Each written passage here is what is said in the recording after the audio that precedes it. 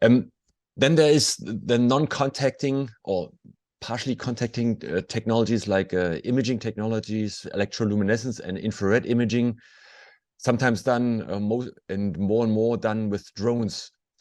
What do you think of that? And maybe can you even integrate this data automatically into your system? Yes, I think that topic has big potential and will grow further and further because it's a different way of getting insights. And I think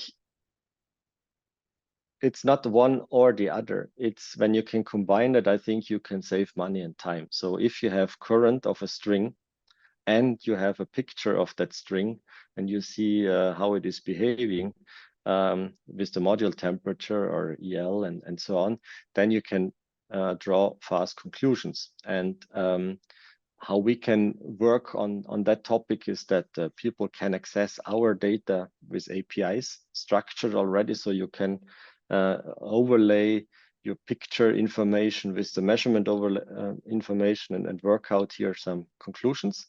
So that's possible as of today. And somebody has to work on that enrichment step. And I think this is quite in the build up. So we provide here the API at the moment. I think at the end, you cannot avoid that somebody has to go there. So it's a quick thing.